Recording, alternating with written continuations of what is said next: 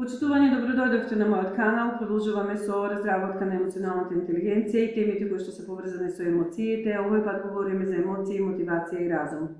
Чувствуваме преку емоциите. Ние сме единствено суштество на планетата Земја како човечки род кој што има способност на човековиот ум да ги разработува и да ги контролира и толкува самите емоции. Но дали треба емоциите да не водат низ животот? Тоа е сосема друго прашање. Емоциите се добри индикатори, тие се добри сигнали, добро ни служат, но ако им се препуштиме незрело, постојано ги следиме, би можеле да не руинираат како во ментална, така и во соматска смисла.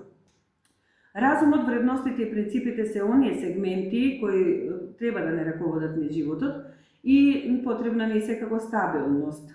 Има повеќе дела кои што го третираат како тема овој сегмент, а меѓу нив е и Нил Нидли, кој што е автор и вели дека изгубената уметност на размислувањето е она што е криза на 21. век. Нашите емоции се производ на нашите размислувања. Во психотерапија ние не работиме директно на промена на емоциите кај клиентот, туку низ процес на работа со клиентот ги минуваме начините на толкување и размислување, како и разбирање на реалноста. Му даваме сугестија за други аспекти.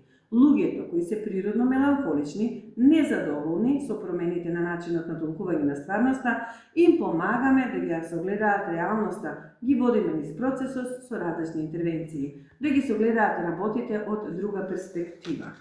Затоа, при работа со клиентите, им помагаме истите на клиенти да согледаат дека имаат избор на поразлично начин на размислување и тоа да имаат поразлично чувство преку произведените емоции од различното размислување.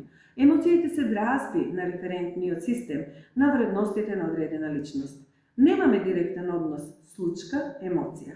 Според науката и нивните истражувања, нашите емоции се директен производ кој произлегуваат од дразбите.